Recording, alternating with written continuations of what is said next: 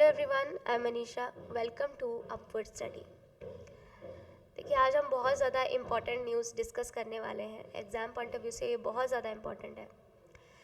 एक बात मैं आपसे ऐसे शेयर करना चाहती हूँ कि करंट अफेयर में जो है वो बाकी सब सही रहता है, बस एक बात मुझे अच्छी नहीं लगती है। पर्सनली ये मुझे अच्छी नहीं लगती है कि किसी की डेथ भी होती है तो उसको भी हम एग्ज़ाम पॉइंट ऑफ व्यू से इम्पॉर्टेंट करके देखते हैं।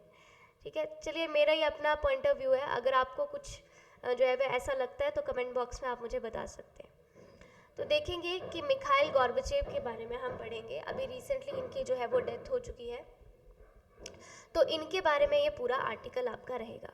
ठीक है, तो 1931 में जो है वो इनका जन्म हुआ था और 2022 में जो है वो इनकी डेथ हो गई। तो बेसिकली इन्होंने बहुत से चेंजेस जो है वो अपनी लाइफ में देखे। हम इनके बारे में बेसिकली बात करने वाले हैं। ठीक है, तो जब ये पावर में आए, किस तरह से क्या चीज़ें हुई, वो सब चीज़ें मैं आपको यहाँ पर बताने वाली हूँ। मतलब सब चीज़ों का ओवरव्यू दूंगी। डिटेल जो है वो, अगर आपको डिटेल जाननी है तो आप मुझे कमेंट बॉक्स में बता दें, मैं इनकी फिर बायोग्राफी जो है वो रिव्यू कर दूंगी। बेसिकली जो मिखाइल गॉर्बचेव हैं, ये कोई बहुत जो है वो बड़ी फैमिली से नहीं थे। एक जो है वो खेती बाड़ी करने वाले नॉर्मल इंसान थे। फिर किस तरह से ये बड़े एक लीडर बनते हैं, वो एक सफ़र जो इनका है वो बट काफ़ी ज़्यादा शानदार है। और इनके टाइम में जो है वो बहुत से चेंजेस जो है वो आते हैं, काफ़ी सारे चेंजेस।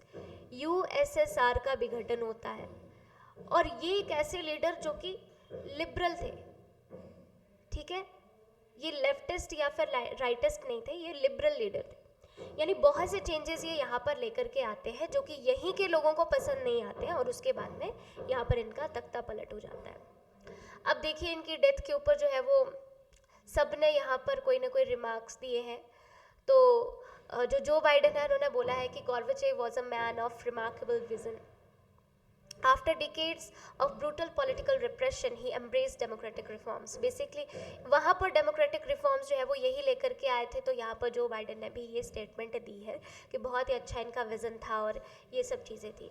ठीक है, यहाँ पर रशियन प्रेसिडेंट व्लादिमीर पुतिन भी क्या बोल रहे हैं कि बोल रहे हैं कि he was a statesman who had a huge impact on the course of the world history. He led our country during a period of complex changes and large scale foreign policy and social challenges. Basically देखिए, actual में हुआ क्या था, जो यहाँ पर Mikhail गॉर्बचेव ने किया था उसका बिल्कुल अपोजिट अभी रशिया में हो रहा है। ठीक है, तो इन्होंने जो है वो ये लिबरल रिफॉर्म लेकर के आया, डेमोक्रेसी की तरफ आगे बढ़े। इन्होंने आगे जो है वो उस तरफ को, यानी फ्रीडम दिया बोलने का, क्रिटिसाइज करने का, सब चीज़ों को करने का। और यहाँ पर जो है वो रशिया अभी बिल्कुल रिवर्स पॉलिसी जो है वो अपना रहा है। इसके ऊपर भी एक आर्टिकल जो है वो आज छपा हुआ था। तो ये बात जो है वो आपकी यहाँ निकल के आ रही है। तो ये यहाँ पर ऐसे स्टेटमेंट दे रहे हैं। ओके, तो अलग अलग यहाँ पर स्टेटमेंट्स हैं, जैसे कि आपके यूके के जो प्राइम मिनिस्टर थे बोरिस जॉनसन, उन्होंने भी यहाँ पर स्टेटमेंट दिए कि I always admire the courage and integrity he showed in the beginning of cold war to a peaceful conclusion. कि किस तरह से ये इनके यूएसए के साथ में, बड़ी कमाल की बात है कि अच्छे रिलेशन हो गए थे। ठीक है, रशिया के यूएस के साथ में बहुत अच्छे रिलेशन हो गए थे जो आपके मिखाइल गॉर्बचेव के टाइम में। ठीक है, तो वैसे ही फ्रेंच प्रेसिडेंट जो इमानुएल मैक्रोन है वो भी स्टेटमेंट दे रहे हैं, बोल रहे हैं कि he was a man of peace whose choice opened the path of the liberty for Russians and his commitment to peace change the shared history. कि किस तरह से सब चीज़ों को इन्होंने बदला। ठीक है, अभी हम इनके बारे में कुछ इनकी लाइफ हिस्ट्री जानते हैं। बेसिकली 2 मार्च 1931 को इनका जो जन्म होता है। ठीक है, 1956 में ये सोवियत जो पॉलिटिकल करियर है जो अपना शुरू कर देते हैं, यानी कि ये आपके CPSU के जो है वो यहाँ पर मेंबर बन जाते हैं। ठीक है, मार्च 11 1985 वेरी इंपॉर्टेंट इनके लिए ईयर है ये। यहाँ पर क्या हुआ था, बेसिकली ये लीडर बन जाते हैं communist party of the Soviet union, जिसे CPSU बोलूँगी मैं आगे, तो आपने समझ आना है। इसके ये यहाँ पर लीडर बन गए थे। 1985 में इन्होंने एक कैंपेन लॉन्च किया, Soviet Union economic stagnation using glasnost. ठीक है, तो ये जो है यहाँ पर निकल के आता है। तो ये कैंपेन यहाँ पर ये लॉन्च करते हैं। 19 नवंबर 1985 को प्रेसिडेंट रोनाल्ड रीगन जो है वो इनसे मिलते हैं जिनेवा में। ठीक है, जो मैंने आपको स्टार्टिंग में ये वाली जो पिक्चर दिखाई थी, ये इन दोनों की उसी जो है वो मीटिंग की उसके बाद की पिक्चर्स हैं। ठीक है, अच्छा, फिर बोलते हैं कि जनवरी 27 1987 में जो गॉर्बचेव है वो प्रॉमिस करते हैं new laws to democratise Soviet life.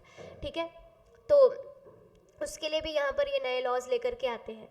ठीक है। फिर फरवरी 1890 में अब बोलते हैं कि last Soviet troops leave Afghanistan, वो अफगानिस्तान में थी जो भी फोर्सेस, उनको ये वहाँ से जो चली जाती हैं। देखिए ओवरव्यू है, अभी मैं इसके बारे में दोबारा चर्चा करूँगी इंडिया पॉइंट ऑफ व्यू से।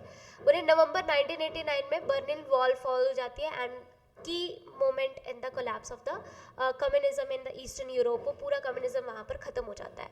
1919 में ये जो है वो नोबेल पीस प्राइज इनको मिलता है। 1991 में ये बोलते हैं remains in power after an attempt of coup, and वहाँ पर कोलैप्स हो जाता है।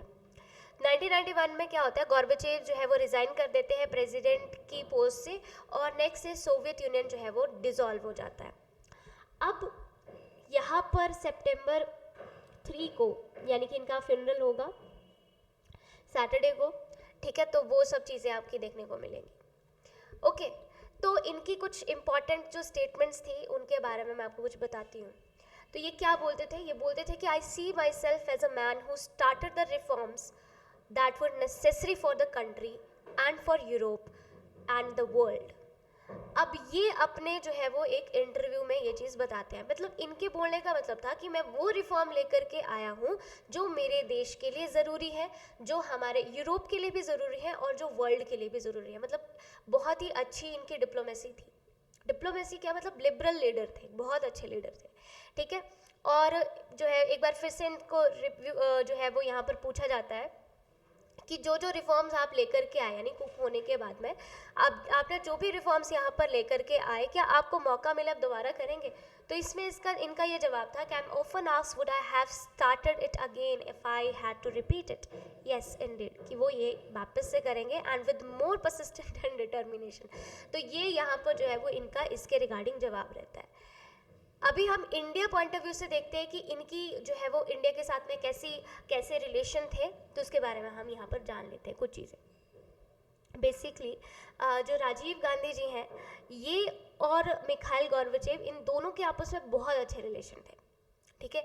आपको पता है कि इंडिया जब नया नया आज़ाद हुआ था तो उस टाइम पर हमने जो है वो एक एक कदम बहुत सोच समझ करके रखा था कि हम किसकी तरफ को बढ़ें, कैसे रिलेशन किसके साथ में बनाएं। एक तो हमारी इकोनॉमी वो भी बहुत ज़्यादा बैकवर्ड थी, मतलब हमें हर चीज़ों में आगे बढ़ना था, ठीक है। तो और दूसरा हमें जो है वो यहाँ पर अपनी एक अलग आइडियोलॉजी लेकर के चले थे, है ना। तो वैसी चीज़ें थी। अब रशिया में जो है वो बड़ी चीज़ें अलग हुआ करती थी बिफोर मिखाइल गोर्बाचेव, तो यहाँ पर उन सब चीज़ों के बारे में आपको बताऊंगी। तो बोल रहे कि ये जो दोनों लीडर हैं इनकी अगर हम बात करें तो दोनों का जो एक तरह से फॉर्चून है वो लगभग सेम ही रहा है, ठीक है। तो गोर्बाचेव जो है ये यहाँ पर कॉन्स्टेंटिन चैनेको से यहाँ पर ये सक्सीड करते हैं इनको as general secretary of the communist party यानी CPSU को मार्च 1985। मैंने आपको अभी भी ये चीज़ जो है वो बताई थी, ठीक है। अच्छा, उसी के कुछ समय बाद में लगभग 4.5 महीनों के बाद में राजीव गांधी जी जो है वो यहाँ पर प्राइम मिनिस्टर बन जाते हैं इंडिया के। नवंबर 1989 में इंडिया जो है वो वोट करता है और यहाँ पर ये सब चीज़ें यानी कि पूरा का पूरा अपना इंटरनल जो चीज़ें चली और वन इन वॉल भी उसी टाइम पर चल रहा था।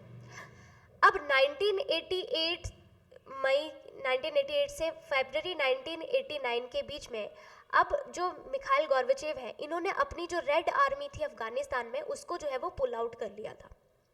फिर उसके कुछ समय के बाद में USSR का फॉल हो जाता है, ठीक है। और उन्हें जो है वो CPSU का लीडर नहीं रहते हैं, अब वो उसके रिमूव कर दिया जाता है और यहाँ पर जो सोवियत यूनियन है वो पूरी तरह से डिसॉल्व हो जाता है।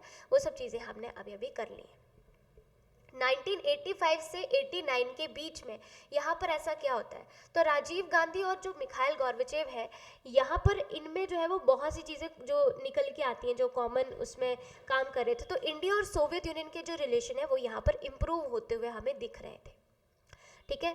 बोले कि there differences over the Soviet leaders idea all Asia forum बनाने का जो आइडिया था उसके ऊपर कुछ डिफरेंसेस चल रहे थे, ठीक है। अलोंग द लाइंस ऑफ जैसे कॉमन यूरोपियन होम है वैसे ही ऑल एशिया फोरम बनाना है एक अलग से, तो उसके यहाँ पर हम अगेंस्ट थे, यानी इंडिया उसके अगेंस्ट था।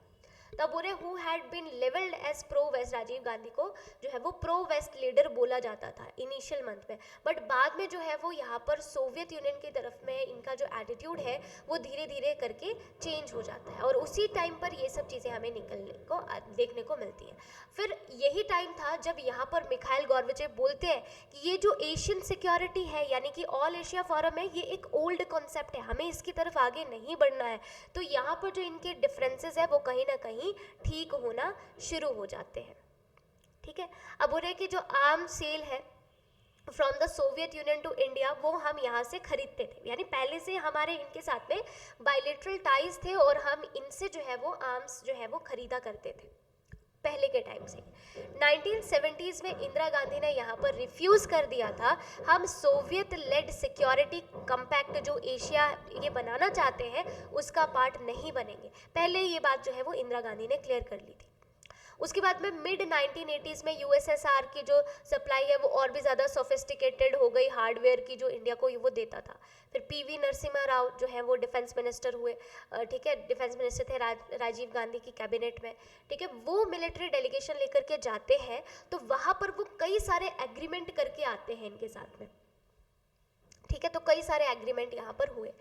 अच्छा, अब राजीव गांधी जी की जो विजिट हुई थी 1985 में मॉस्को में, उससे पहले यहाँ पर गोर्बचेव ने ये बोला था अपने इंटरव्यू में कि यहाँ पर बोला कि इन्होंने जो है वो एक पर्सनल रिपोर्ट जो है वो इंडिया के साथ में मिलके, इंडियन पीएम के साथ में मिलकर के तैयार की है, and the visit would bring to leader closer, और भी ज़्यादा अच्छे रिलेशन हम यहाँ पर बनाएंगे, ठीक है।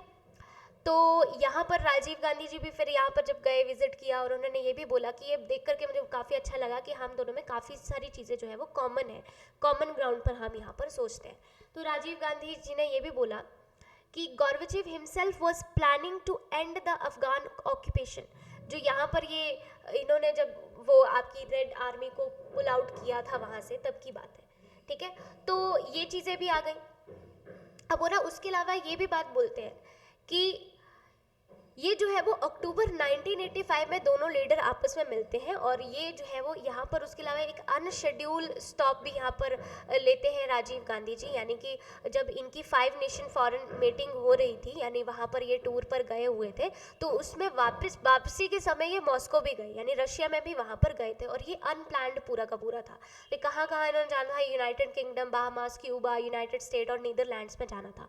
यहाँ पर घूमने के बाद, यहाँ पर टूर के बाद में ये वापस जो है वो मॉस्को भी गए, और यहाँ पर ये जो स्टॉप है इसका जो है वो यहाँ पर कारण जो है वो स्पेकुलेट किया जा रहा था। तो बाद में ये पता चला कि ये बताया जा रहा था कि जो गोर्बचेव है वो यहाँ पर खुद चाहते थे राजीव गांधी का असेसमेंट कि रोनाल्ड रीगल से जब उनकी जो है वो मीटिंग होने वाली थी जिनेवा में डिसआर्मामेंट टॉक्स के लिए, तो यूएस के साथ में इनके अच्छे रिलेशन हो गए थे, उसके कारण भी वो सब चीज़ें भी आ गई। अब गोर्बचेव इंडिया जो है वो 2 बार आए, कब, 1986 में आए और 1988 में आए, ठीक है। तो ये चीज़ आई। अब बोला कि इनका जो ऑब्जेक्टिव था वो था कि हम डिसआर्मामेंट इनिशिएटिव को यूरोप टू एशिया एक्सटेंड करें और यहाँ पर इंडियन कॉपरेशन को और भी ज़्यादा सिक्योर करें। तो ये यहाँ पर जो है वो उस चीज़ के रिगार्डिंग बात हुई, ठीक है। तो बोला गोर्बचेव की जो फर्स्ट विजिट थी नॉन वॉर्सो पैक्ट के लिए, after taking over the leader of the Soviet Union and India was willing the Rajiv Gandhi held Gorbachev as, इन्होंने क्या बोला इनको, crusader for peace, very important, इन्होंने इनको क्या बोल दिया, क्रूसेडर ऑफ पीस, यानी कि शांति को प्रमोट करने वाले, ठीक है। तो गोर्बचेव ने जो है वो यहाँ पर इंडियन पार्लियामेंट में जब एड्रेस किया तो उसको जो है वो सोवियत प्रेस ने भी उसको कवर किया था और वो सब चीज़ें निकल के आई। तो इंडिया की जो डिप्लोमेसी है उसके लिए ये बहुत बड़ा एक ब्लो था, यानी बहुत ही एक बड़ी चीज़ थी कि हमारी जो सॉफ्ट पावर का एक वो देखा गया उस समय सारी दुनिया में, ठीक है। अब यहाँ पर कल्चर एक्सचेंजेस भी हुए दोनों कंट्री के बीच में, ठीक है। वो सब चीज़ें जैसे आपको पता है ना, रामलीला जब होती है तो राम जो है वो रशियन एक्टर बनते हैं, तो ये इसी समय से काफ़ी सारी चीज़ें जो है वो चलना शुरू हुई थी। अब बोले कि message was loud and clear and Kremlin has pulled out the stoppers brushed aside previously unbreakable rules and the dozen precedents, जो भी चीज़ें हैं वो वैसे चलने को आ गई। तो उस समय जो है वो ये भी बोला गया कि जो एजुकेटेड इंडियंस हैं वो यहाँ पर सोवियत सोवियत लीडर्स को गॉर्बी बोलते थे, नहीं गॉर्बेचेव के नाम से जो है वो गॉर्बी बोलते थे कि उन्हीं से इन्फ्लुएंस्ड है, ठीक है। पर बाद में जब इन्होंने डिसआर्मामेंट करना शुरू कर दिया, वो सब चीज़ें निकल के आना शुरू हो गई, तो यहाँ पर एक चीज़ हो गई कि गॉर्बेचेव के लिए खुद मुश्किलें जो है वो खड़ी हो गई थी कि अपने ही लोगों ने, क्योंकि उन्होंने फ्रीडम ऑफ प्रेस दे रखा था, सब कुछ चीज़ थी, तो उन्हीं के लोग जो है वो क्रिटिसाइज़ करना शुरू हो गए, और जिसकी वजह से यहाँ पर कूप हो गया, और उसके बाद में इनको जो है वो अपनी पोजीशन भी छोड़नी पड़ी, और फिर सोवियत यूनियन का विघटन भी हो गया। और ये जो कोलैप्स हुआ था सोवियत यूनियन का, saw India reset its foreign policy and helped to liberalization and economy, and New Delhi began to repairing ties with US के साथ में फिर से अपने टाइज जो है वो बनाना न्यू दिल्ली ने शुरू कर दिए। 1998 में इंडिया ने यहाँ पर न्यूक्लियर डिवाइस को टेस्ट किया था। तो ये चीज़ जो है वो, अब देखिए रशियन प्रेसिडेंट उस समय व्लादिमीर पुतिन थे, तो पुतिन ने उस समय जो है वो हमारे ऊपर सैंक्शन नहीं लगाए थे, बाकी सब ने हम पर सैंक्शंस जो है वो लगा दिए थे। बोले कि सम रशियन कमेंट्री वो ये बोलते हैं कि 1974 में सोवियत यूनियन को पहले ही इन्फॉर्म कर दिया गया था इंडिया के द्वारा कि हम न्यूक्लियर डिवाइस को टेस्ट करने के लिए जा रहे हैं। अब बायलेटरल रिलेशन जो है, अभी भी आप देखो तो first decade of the country has India aligned with the strategic objective with the US and the western Nations. और मोर इम्पॉर्टेंटली आप ये सब चीज़ें जो है वो यहाँ पर कवर करें, तो 2022 में आप देख सकते हैं कि पुतिन का जो वॉर अगेंस्ट यूक्रेन चला हुआ है, तो यहाँ पर बहुत ज़्यादा एक मैसिव शिफ्ट हमें देखने को मिल रहा है जियोपॉलिटिकल चॉइसेस में, यानी कि जो गोर्बाचेव ने किया था उसका बिल्कुल रिवर्स यहाँ पर हो रहा है, यानी कि वो बिल्कुल उसका रिवर्स जो है वो करने की दोबारा से कोशिश कर रहे हैं, तो एज इट इज़ चीज़ों को स्थापित करने की कोशिश की जा रही है। तो ये था आज का आर्टिकल, आई होप आपको समझ में आया होगा, आपको काफ़ी जानकारी इसके द्वारा मिली होगी, और अगर आपको लेक्चर यूज़फुल लगता है तो उसको लाइक ज़रूर कर दें, ठीक है। और ऐसा लगता है कि नहीं यार इससे जो है वो किसी और का भी भला हो सकता है, तो उसको शेयर भी कर दिया करें, ठीक है। बाकी कमेंट देख करके आप जो है वो अपनी राय मुझे दे सकते हैं किसी भी चीज़ के बारे में।